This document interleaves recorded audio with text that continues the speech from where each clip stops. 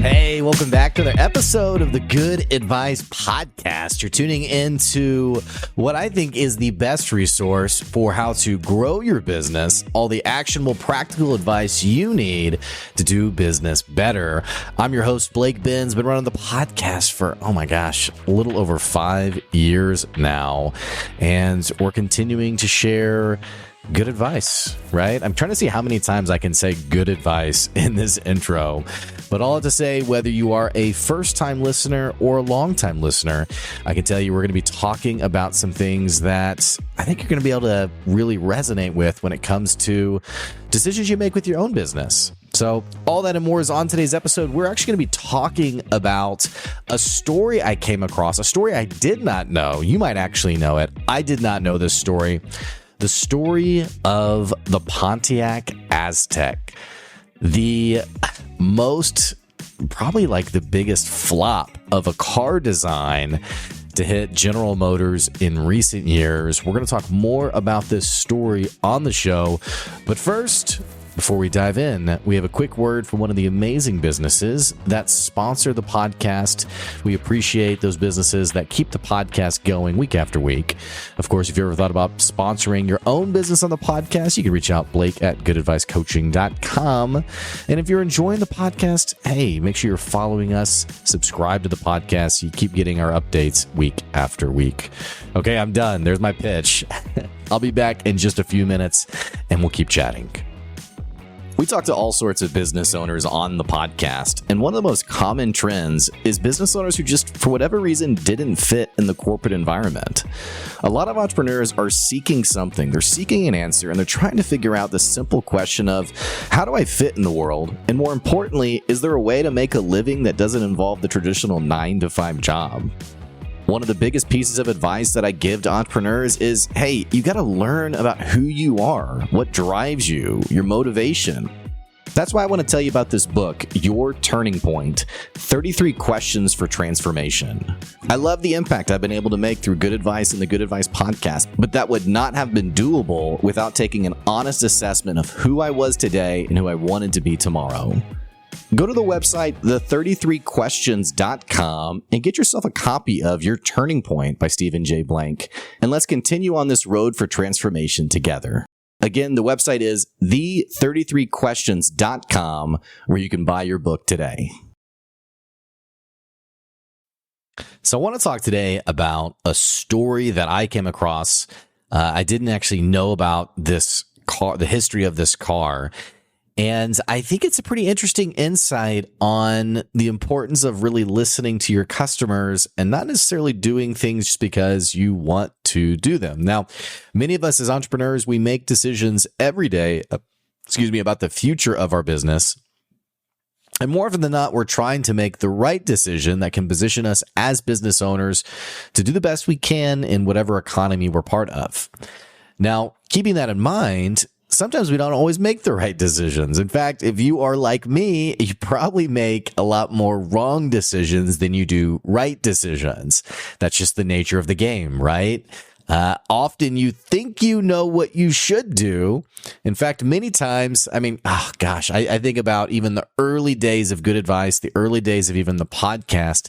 And in some cases, I even cringe a little bit thinking, I know exactly what I need to do. And then in hindsight being like, oh my gosh, why did I do that? In fact, I remember I spent something like, I think around $10,000 on Facebook advertising thinking, this is a no-brainer. Like, I need to do this. And in hindsight, it was a horrific decision. It was an awful decision that unfortunately, I can't get that money back. I can't get those decisions back, but it was a costly mistake that taught me a lot about my advertising, my business decisions. You get it.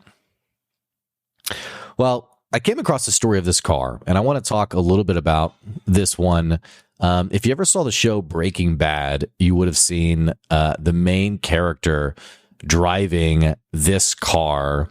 It's the Pontiac Aztek coming from General Motors.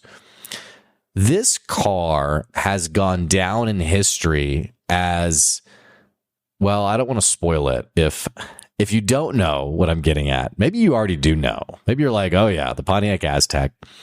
But let me give you a little history about this car, okay? This was a car that was released in the early 2000s, I think 2002. And when this car was unveiled, there was some pretty underwhelmed criticism of the design of this car. This was designed to ultimately be, and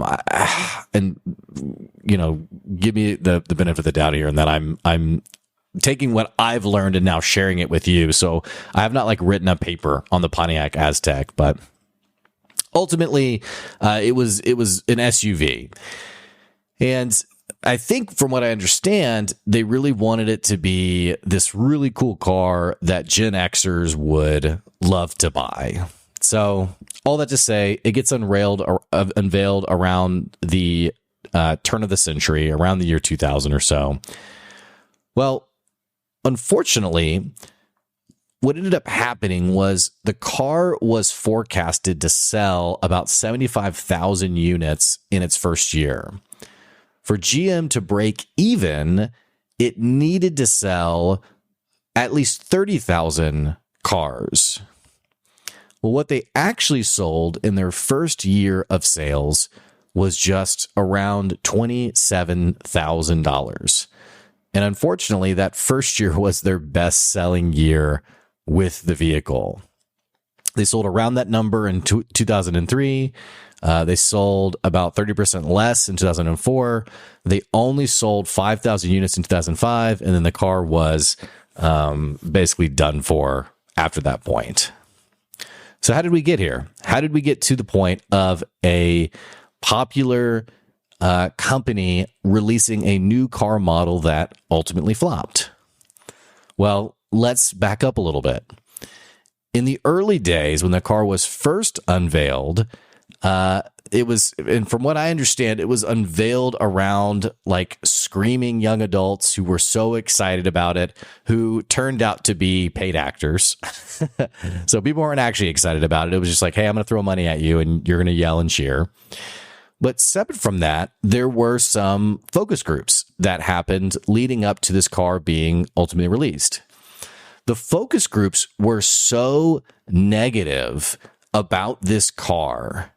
They were so negative about the design of this car that, in fact, one participant supposedly said, "I wouldn't even take this car as a gift.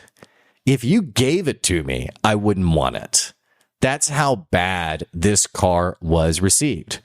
Now, if you listen to the podcast long term, you would know that we've talked a lot about customer feedback on the podcast. We've talked about the importance of customer feedback. We've talked about if you're going to grow your business in a meaningful way, it has to be guided and directed by your customers, not necessarily your ego or, and this is very common, by the way, that the business that you intended to start isn't always the business you end up scaling, because your business evolves and it develops as you continue to build it and grow it. And sometimes this is even you were selling X product, and then 5 years later, you're selling an entirely different product that's an offshoot of this little feature that your product originally had, but no one actually wanted the full product. They just really wanted that tiny little thing. I've mentioned this before about someone who came on the podcast who they sell effectively meeting journals for corporations. Well, what they started selling was this large, here's how you run a meeting program to improve efficiency. And corporations were like, hey, we actually really like the journal. Can we buy that? And then they ended up pivoting and going all in on that journal. So what you start to sell isn't always what you're actually selling down the road. And in other cases, your product, it just evolves in terms of how you talk about it, the deliverables that come along with it. Sometimes this is the time constraints around your product. All of this can change over time, but ideally, that kind of stuff is guided by your most important asset, your customers. What happens sometimes, though, is every now and then you come across a business owner who's not so keen on their customers' advice. I told a story one time of a business owner who was bleeding customers, and he had gotten some pretty harsh feedback about his store. And in fact, as he was going through the feedback, he effectively yelled, well, if they don't like what I'm doing, they can go somewhere else. And I've always loved this story because I just think about the irony of well, yeah, that's the point. They are going somewhere else. That's why your business is failing. They don't like what you're selling. This isn't the first time a business owner has said this. It's common for people's ego, which, by the way, this is a bit understandable. I mean, you put a lot into your business. There's blood, sweat, and tears, right? This conversation comes up when it comes to management too. You know, when business owners get mad about their hourly employees, they don't love the business like they do. And it's like, well, of course they don't love it like you do. They haven't built it like you have. That's not a slight towards your employees, but it is a slight to you if you're mad that they aren't as engaged or they don't care about the business like you do. Why would they? It's not their business. Does that make sense? In the same way, it's amazing to me, business owners who can't seem to understand the concept of, despite why you started the business and all the emotion that's gone into growing the business, at the end of the day, the market will decide the value of your business. There's this expression, the customer is always right. And a lot of people think that this expression is all about customer service. In fact, we've all heard stories of the angry customer who's being totally unmanageable. And they say, well, you know, the customer is always right, you know, to try to convince the person, you know, working the front desk or the cash register or whatever to do whatever they're asking them to do. And so they say the customer is always right, you know. Well, this really isn't actually what the expression came from. Where the expression originally came from is this concept that your customer will dictate if there's actually value in your product or not. The customer is right. The customer will verify that, yes, that is worth spending money on. Now, I'm going to speak a little bit out of both sides of my mouth here because I've also talked about how I really hate the expression, what's the thing with Henry Ford? If I'd asked my customers what they wanted, they would have said faster horses. And this is like, it's not like a slight, but it's ultimately like a comment around how customers are stupid or they don't know what they want. You can't rely on them to know where to take your business. And I really think that's kind of tiresome. I don't think your customers always know what the product should look like, but they typically do know their pain very well. And they do know they want their pain solved. They just don't always know what is the means of solving that. On the same token, I mentioned I was going to speak out the same side of my mouth. I read yesterday about, oh man, what's it called? I literally just read this headline. Hang on. Some video game. Okay, yeah, here we go. Some video game. And I apologize. I literally just read this headline yesterday, so there may be some details that are slightly off here. So I do apologize for that. This video game called The Day Before. It's like this post-apocalyptic, you know, zombie type of game. This was apparently the most pre-ordered game on Steam. Steam is basically the online marketplace that you can buy this game. And not to talk down to anyone, but pre-ordering it is basically like I'm buying it in advance of it coming out, right? So this game gets paid for. It's the number one most download or pre-ordered game or something like that. Well, what ends up happening is the day the game comes out, the company actually announces they're shutting down. So the game never gets released. So while on one hand I say that customers, hey, listen to your customers, they'll, you know, they're not stupid. Then you also have situations like this where customers are abused and scammed, which is really unfortunate. It's unfortunate. And that's not necessarily the customer's fault. I mean, there's a level of like, hey, you should do your research before you pay for anything. But, you know, unfortunately, it just is what it is, right? So all that to say, getting back to my point, you have to run a business that relies on the feedback of your customer.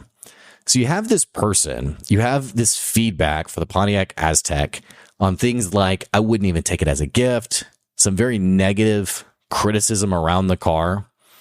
Well, what was then the response by GM leadership to this? What do you think their response was? Was it, oh, wow, they know a thing or two. We should revise the design of this car. Hey, it doesn't seem like people really like this the way we want them to. We got to go back to the drawing board. You know that's not what happened. There are deadlines, and it must be done by this point, and we got to keep shareholders happy, and we've promised, yada, yada. You know, it's never about the quality. It's always about like meeting the quota, right? Which is probably a whole nother podcast episode entirely about quotas and quality. What GM leadership said in response to this harsh feedback was, what do those a-holes know? What do those a-holes know? Yikes. Wow. So you have harsh feedback. You have leadership that's unwilling to take that feedback. And then what was the outcome? A car that was since called one of the largest flops in GM history. It never had a single year of profitability. Not a single year of profitability. And after 5 years, it was scrapped, done for. Here's the lesson here. I mean, you got to listen to your customers. You've got to follow the insight. And more importantly, it can't be personal. Now, this isn't to say that feedback you get isn't always bundled in the kindest way. Sometimes you get feedback that is really harsh, or not even just feedback. Sometimes you just get comments that are really harsh. I got one the other day. I posted a video and someone commented, "You are the least relatable mother effer alive." And I thought, okay. I thought about that. Happy Gilmore. Is it Happy Gilmore? No, Billy Madison with Adam Sandler, where Billy Madison gives an answer and the person's like, at no point in your incoherent rambling did you have anywhere close to a correct answer. You're awarded no points, and may God have mercy on your soul. And he goes, okay, a simple wrong would have been fine. I feel that way sometimes. Sometimes people say things that are so like wrapped in emotion that I'm like, hey, just a simple like, I don't like you would have been fine. But neither here nor there. You're getting feedback all the time, right? Sometimes you have to eat the fish and spit out the bones. What that means is you take what you can from the feedback and you move on from it from there. Other times you get feedback from people who aren't your customer. They're not your prospective buyer. I mean, I've had people over the years who've told me things like, oh, you're way too expensive. People wouldn't know. The things you talk about don't resonate with business owners. And sometimes that's insightful advice.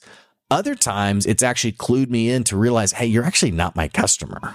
Like, you don't understand what I'm talking about because you're not there yet. It's not anything against you, but you don't conceptually get it and relate with it because you're still trying to make your first sale. Does that make sense? So, and you know, I'm talking a lot about different, like the nuance with all of this. I think honestly, what's really hard about this is often we think it's one thing when it's really something else entirely. And so it's like, well, that's not my customer. And it's like, well, no. It is your customer. Well, they don't know what they're talking about. No, they do know what they're talking about. Or on the flip side, you really lean it. This person told me this and it hurt my feelings, or it crushed me as a business, or they told me that no one, I made the comment about, no one buys advertising around this time of year. Or I had someone else who was like, no one's going to buy consulting services. I mean, I could lean into that and it would be pretty desperate. Or I could look at the fact that I've sold more business this month and last month than I have in the history of good advice. So knowing who to listen to, I think that's an entirely different skill set all in its own. But this isn't the first time we've seen something like this happen. You might remember when the Apple iPhone came out. Well, many of us know before the iPhone, there was the BlackBerry, which was considered, and not only the BlackBerry, by the way, I remember my buddy's dad had a Palm Pilot. You know what I'm talking about? You remember the little handheld, had a stylus, just a cool little phone device thing.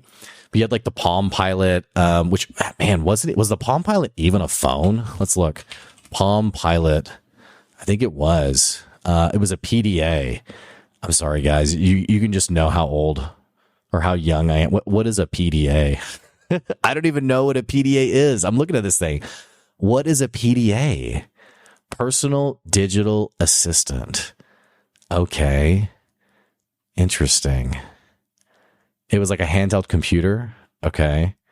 I'm sorry. If you're older than me, you're probably like rolling at this. I'm just like, what is a PDA? I've never heard of this. This is so funny to me. I mean, these are like these things that are like so ubiquitous with society and how we operate. And then 20 years later, no one's ever heard of it, right? It's like talking about like a rotary phone, right? Or a Rolodex. And it's like, oh my gosh, what is this? Or you know what, like the library? I don't know if they still do this at the library, but because so much is digital now. If you know the library, you know, back in the day, what was it called? The card catalog, I think. But you'd have to look up an author. If you had to find a book, you'd have to look up the author and you have to go through like the card catalog and it would tell you like the serial number or what have you of where to find it. And then you would go to that spot. It was real. I mean, I just think like explaining that to someone today would probably sound insane, but I'm having this moment of like this crisis right now of looking at this being like, what the heck is a PDA? What is this thing? But that was a Palm Pilot, I guess. But you know, the Palm Pilot, but more specifically the BlackBerry. So Steve Ballmer, and this, by the way, if you don't know Steve Ballmer, he was a big wig at Microsoft, and pretty well regarded as a pretty incredible business person and an incredible investor. I think he owns the Clippers currently. So, and which, by the way, this should just clue you into that even the experts get it wrong sometimes. Like if you make a mistake, just know that there's people out there running billion-dollar businesses who are also making mistakes constantly. It's impossible. No one has a crystal ball, right? Well, so when the iPhone came out, Steve Ballmer was asked, hey, what do you think about the iPhone?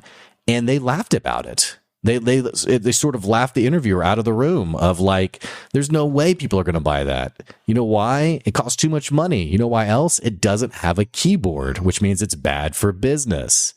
So the lack of a keyboard means that no one's going to buy it and use it. And they're cutting out this massive, what's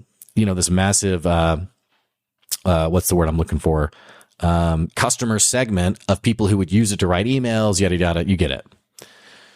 So here is somebody talking about this, what was thought to be an essential element of the product, the keyboard, but Apple did something different.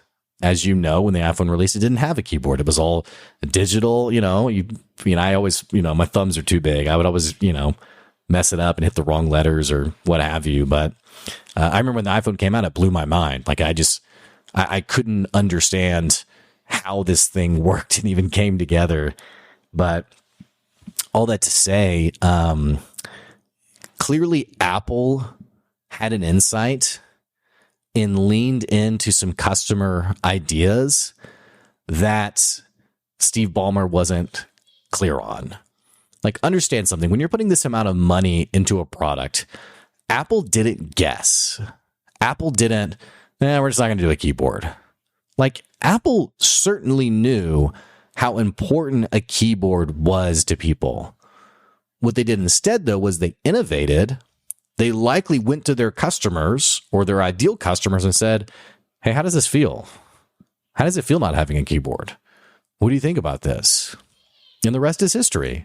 They leaned into, excuse me, they leaned into this idea of innovation and following what customers thought. And this was the number one. In fact, let's pull this up. Let's see here. What year did the iPhone release? 2007. Okay. 2007 phone sales by model. Let's look at this. Actually, we should probably do number 2008, but the iPhone was number 3 in 2007, the year it came out. 2008. The 2008 it was actually the Razor. That's funny. I remember having a Razor. 2009. Okay. Hang on, it's kind of hard to navigate this. Yeah. So it actually it took a little bit of time. It took a few years for Apple to become number one. And then as of today, let's see, market share Apple today. They're a $3 trillion company. How's that for you, right? All that to say, you got to listen to your customers. You got to listen to your customers and truly lean into what you're being told. And to balance that against the nuance of, is this even my customer? Is this somebody? I try to do this all the time. Customers who I work with who, I think the temptation is to stroke our own egos, to go to the customers who are raving fans and to be like, hey, what do you like about that? Well, they're going to like everything. They've bought from you several times, right? I mean, I have a handful of customers who continue to buy from me, and I could very easily only talk to those people. I do talk to them to get a sense of, hey, like, why do you keep coming back? But I think some of the value is found in the customers who don't buy from you. And I do try to, when customers turn me down, they don't purchase from me, within reason, in the sense of, like, sometimes people, you realize that someone was not your customer that you wanted them to be. Perfect example. If you're selling like a $5,000 product and someone is a brand new business owner and they have no money at all, they just quit their job. I had a freeing thought of, like, I'm out of here. They quit their job. They have no cash on hand, nothing saved. There's not a lot of feedback to get from that person when they tell you no. They were always going to tell you no. But the person who could have bought your service and ultimately didn't buy your service, that is where there's some interesting insights. Why did this person not see the value associated with the price tag? And the best part of this is you don't have to guess, you just have to ask. Hey, tell me more about that. Tell me what was it that made you feel like it wasn't the right fit for you? And you don't have to, like, stalk them or hunt them down or, I'm here to ask you about your car's warranty or, did you know your Google profile is not up to, whatever these spam calls you get are. But actually asking, like, hey, if you wouldn't mind, I'd love to know what it was about, the product or, the price or what have you. Having a little bit of that conversation can be really insightful to figure out how you need to continue to innovate your product. Hey, that's all we got for you today. A little bit. You may have already known all about the Pontiac Aztek, but a little nugget in today's history about what can happen when you don't listen to your customers. So, all that to say, thank you for listening to today's episode. Don't forget, we do have our top 10 countdown coming at you. We're also getting close to the holiday coming up, part of our holiday season. So as you're thinking about next year, I appreciate you keeping the podcast in mind for one of your go-to resources for good business advice. And again, if you're a first-time listener, hope you enjoyed the show, and I hope you come back. So all that to say, I appreciate you. Thank you for those of you who continue to listen, and even more importantly, who support the podcast. I really appreciate that. That's today's good advice. I'll see you later.